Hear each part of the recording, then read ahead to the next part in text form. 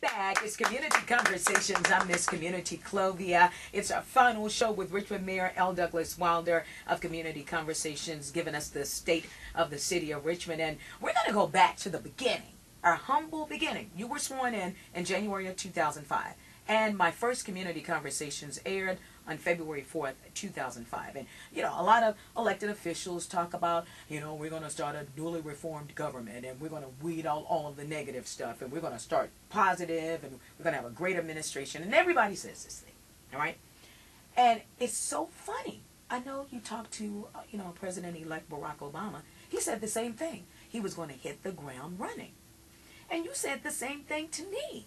You were going to hit the ground running. We had a conversation during Community Affairs Show. We talked about contracts with the city government, how some of the funds were spent, didn't have any records of the funds that were spent. And a lot of businessmen in the area said, hey, Mayor Wilder, you don't want to do that. You don't want to dispose all of the background stuff that's going on with the city government. And here's what you had to say from 2005. One of the suggestions that came from that meeting was one of the persons that stood there and said, why don't you put the pictures of the fugitives on the bus?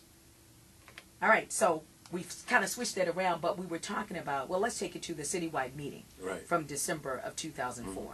And that's when crime was up, and we were talking about opening suggestions to get our crime down. And listening to people. Right. And one person at that meeting, I was there, said, why don't you put the fugitives on the bus? Right. So what happened? We put the pictures of the fugitives on the bus. We arrested, I think, some several hundred people that weekend when we had the sweep. And as a result of that one suggestion, we were able to pick up and cause to be arrested some several hundred fugitives. Oh, we got a lot of credit for it. But where did the credit deserve to go? To that single suggestion. Yes. And you'll hear the same kinds of things, and people will stop you in a store or at a bus stop, or if you ride a bus.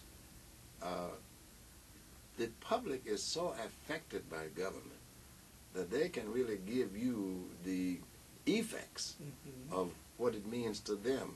And they're not griping and complaining. They're merely suggesting that, couldn't we do this? Can't we try this? Or why can't we?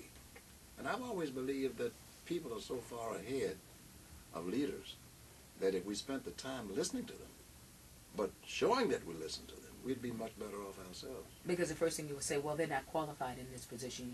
You don't know much about this, and I've got this, You may know about regulation or deregulation, but I've got this. I told a man once, not long ago, he stopped me at a store, and he ticked off 3 things that I said I was going to do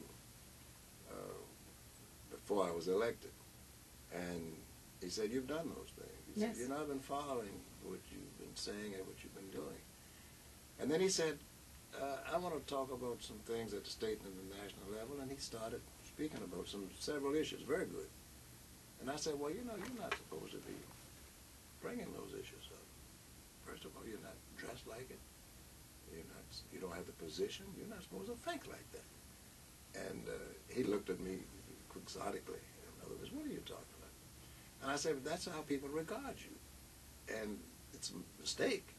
It's fallacious, because you can't judge a book by its cover, nor can they tell how you addressed her what you think, or the fact that you stopped me in a casual moment and we talked. But I made it a habit, not just since I was running for mayor or governor.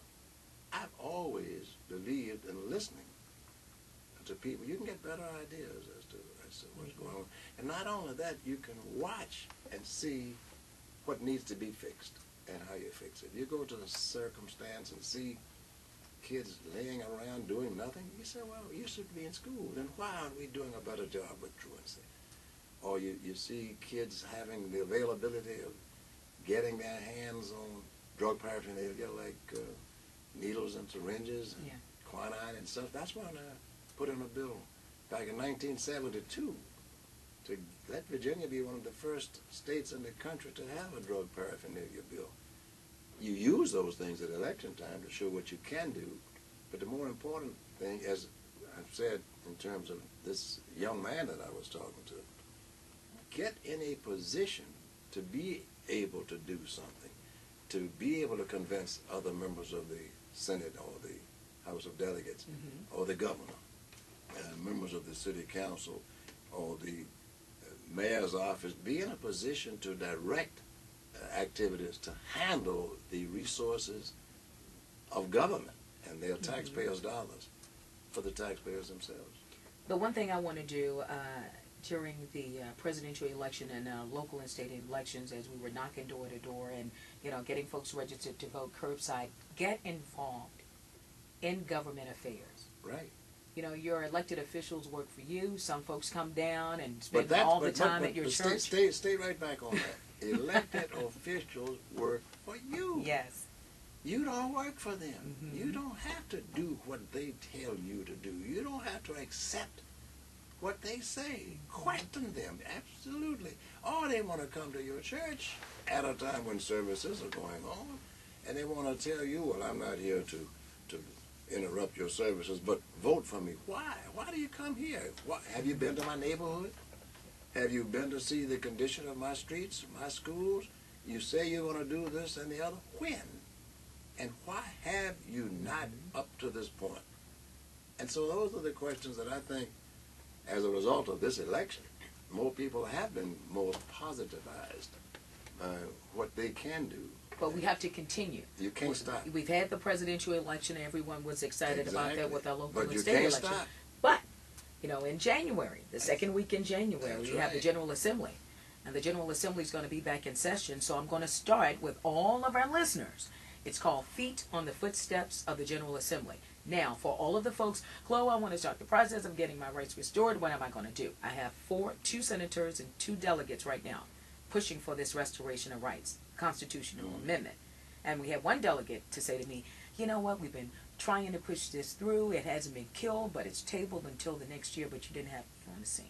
So I'm soliciting, I'm serious. I'm confident about that. 200 to 300 people, I need your feet at the General Assembly when this bill hits the floor. And put your money where your mouth is.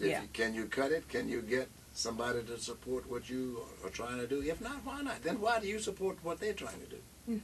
See, that's what politics is, give and take. Yeah. If you want me to vote for your thing, why can't you vote for mine?